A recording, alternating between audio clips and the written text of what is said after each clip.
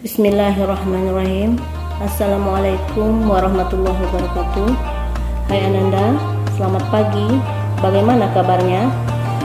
Tetap jaga kesehatan ya di masa pandemi ini dengan tetap mematuhi protokol kesehatan, yaitu dengan mencuci tangan pakai sabun, menjaga jarak, menjauhi kerumunan, dan mengurangi pekerjaan atau rutinitas di luar rumah yang tidak perlu. Baik Ananda, pada kesempatan ini Ibu akan memberikan materi pelajaran pendidikan agama Islam dan budi pekerti. Materi kita pada hari ini ialah sejarah pertumbuhan ilmu pengetahuan pada masa Bani Umayyah. Sebelumnya, marilah kita simak Quran Surah An-Nahl ayat 78 yang berarti, dan Allah mengeluarkan kamu dari perut ibumu dalam keadaan tidak mengetahui sesuatu pun, dan Dia memberimu pendengaran, penglihatan, dan hati nurani agar kamu bersyukur. Adapun makna dari ayat tersebut adalah Allah telah mengeluarkan kita dari perut ibu dengan tidak mengetahui sesuatu pun, sehingga kita diberi pendengaran, penglihatan, dan hati nurani agar kita menjadi orang-orang yang bersyukur. Ayat ini menjelaskan pengertian bahwa pentingnya ilmu pengetahuan yang dapat kita terima melalui pendengaran, penglihatan, dan harus diterima dengan hati nurani agar apa-apa yang kita pelajari, ilmu apa yang akan kita pelajari nantinya sangat bermanfaat agar kita menjadi orang-orang yang berhasil. Adapun kaitan Quran Surah An-Nahl ini dengan materi kita sejarah pertumbuhan ilmu pengetahuan pada masa Bani Umayyah adalah kita diajar agar kita mengoptimalkan pendengaran, penglihatan, dan hati nurani kita untuk belajar semaksimal mungkin sehingga kita mendapatkan pengetahuan yang lebih luas, terutama tentang sejarah pertumbuhan ilmu pengetahuan pada masa Bani Umayyah. Selanjutnya, pada kesempatan ini materi yang akan kita pelajari adalah perkembangan ilmu pengetahuan dan kebudayaan pada masa Bani Umayyah. Ini merupakan peta wilayah kekuasaan Bani Umayyah. Dari peta tersebut sudah terlihat jelas bahwa pada dahulunya Bani Umayyah berkuasa mulai dari Asia Tengah, Jazirah Arab, Afrika Utara, hingga Andalusia yang ada di Spanyol. Semua merupakan bagian dari wilayah kekuasaan Bani Umayyah. Dan terlihat dari petanya menjelaskan bahwa luasnya kekuasaan Bani Umayyah setelah Khulafaur Rasyidin.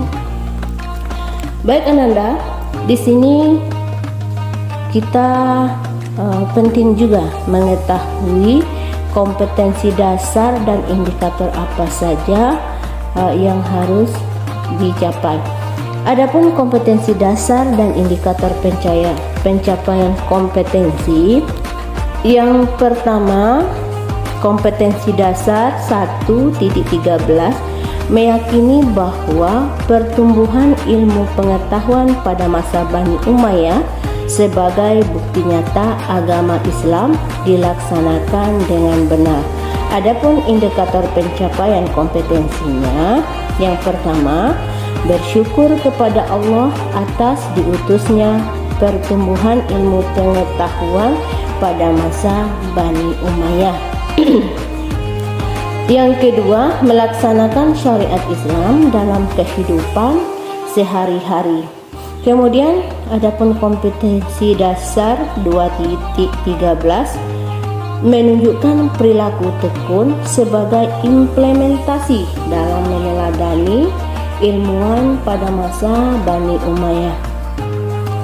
Indikator pencapaian kompetensinya yang pertama, melakukan sikap tekun sebagai wujud meneladani ilmuwan pada masa Bani Umayyah.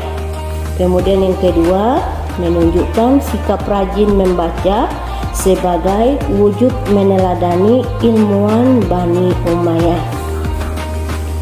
Kemudian 3.13 memahami sejarah pertumbuhan ilmu pengetahuan masa Bani Umayyah.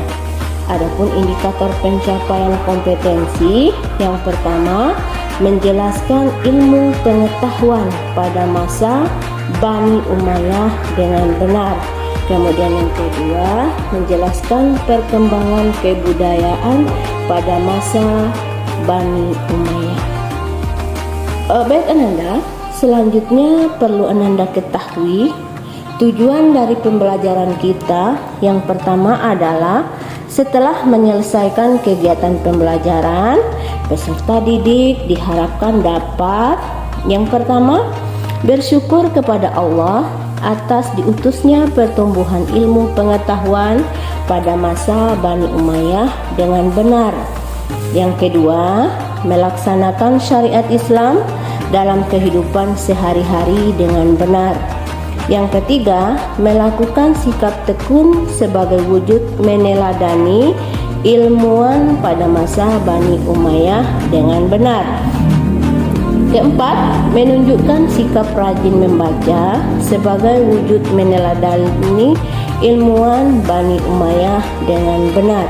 5. Menjelaskan perkembangan ilmu pengetahuan pada masa Bani Umayyah dengan benar.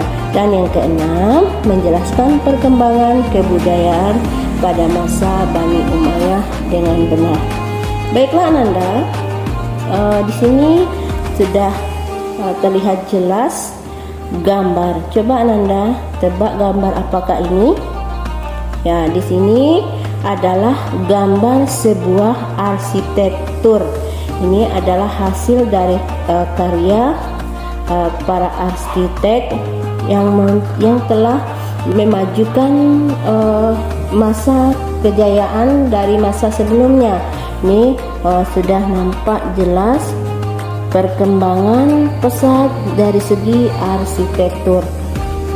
Baik Ananda, di sini dari segi perkembangan ilmu pengetahuan itu ada beberapa kemajuan pada masa Bani Umayyah. Yang pertama, dari segi ilmu agama, yaitu pertama ilmu Al-Quran, ilmu hadis, dan ilmu fikih.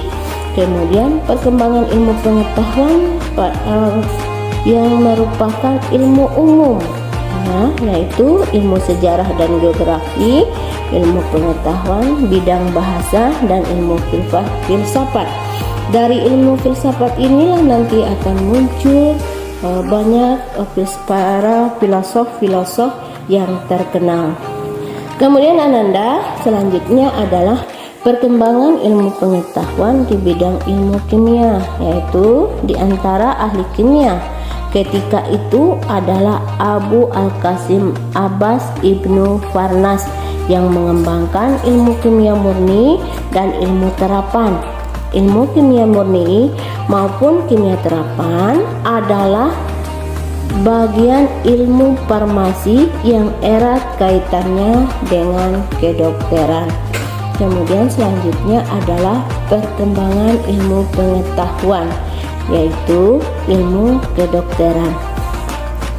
Di antara ahli kedokteran ketika itu adalah Abu Al-Qasim Al-Zahrawi. Ia dikenal sebagai ahli bedah, perintis ilmu penyakit telinga, dan pelopor ilmu penyakit kulit. Di dunia barat, beliau dikenal dengan Abul Qasis.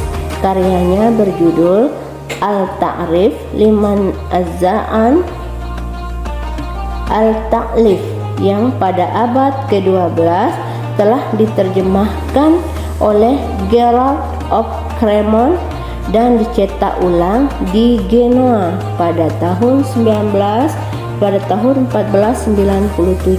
Masehi. Besley pada tahun 1541 Masehi dan di Oxford pada tahun 1778 Masehi. Buku tersebut menjadi rujukan di universitas-universitas di Eropa. Selanjutnya, perkembangan ilmu pengetahuan di bidang ilmu sejarah. Adapun ahlinya yang pertama adalah Abu Marwan Abdul Malik bin Habib, yang kedua Abu Bakar Muhammad bin Umar, dan yang ketiga Hayyan bin Khalaf bin Hayyan. Karyanya Muqtabis fi Tarikh Rija al-Andalus dan Al-Matin. Kemudian perkembangan ilmu pengetahuan di bidang ilmu bahasa dan sastra. Di antara tokoh terkenal bidang sastra ketika itu adalah Al-Kali, karyanya Al-Mali dan Al-Nawadir, wafat pada tahun 696 Masehi. Kemudian kedua Abu Bakar Muhammad ibnu Umar, dan yang ketiga Abu Amir Ahmad Ibnu Muhammad Ibnu Abdul Rabbi, karya proses diberi nama Al-Aqid Al-Farid, dan ia meninggal pada tahun 1940 Masehi. Kemudian pada perkembangan kebudayaan pada masa Bani Umayyah, yang pertama dari segi arsitek. Perkembangan di bidang arsitektur ini terlihat dari bangunan-bangunan arsitek serta masjid yang telah memenuhi kota. Kota lama pun dibangun menjadi kota modern. Mereka memadukan gaya Persia dengan nuansa Islam yang kental di setiap sudut bangunannya. Pada masa Walid dibangun juga sebuah masjid agung yang terkenal dengan sebutan Masjid Damaskus, yang diarsiteki oleh Abu Hubaidah bin Jarrah, serta dibangunnya sebuah kota baru, yaitu kota Kairawan oleh Uqabah bin Nafi. Kemudian perkembangan kebudayaan yang kedua adalah organisasi militer. Pada masa pemerintahan Bani Umayyah ini, militer dikelompokkan menjadi 3 angkatan. Yang pertama angkatan darat, kedua angkatan laut, dan yang ketiga angkatan kepolisian. Kemudian perkembangan kebudayaan pada masa Bani Umayyah yang ketiga adalah dari bidang perdagangan. Setelah Bani Umayyah berhasil menaklukkan berbagai wilayah, jalur perdagangan menjadi semakin lancar. Ibu kota Basrah di Teluk Persia pun menjadi pelabuhan dengan tempat perdagangan yang ramai dan makmur, begitu pula kota Aden. Kemudian yang keempat, perkembangan kebudayaan di bidang kerajinan. Ketika Khalifah Abdul Malik menjabat, mulailah dirintis pembuatan tiras ya, semacam bordiran, yakni cap resmi yang dicetak pada pakaian khalifah dan para pembesar pemerintahan. Jadi kesempatan kali ini materi yang telah Ibu sampaikan mudah-mudahan bermanfaat. Terima kasih. Wassalamualaikum warahmatullahi wabarakatuh.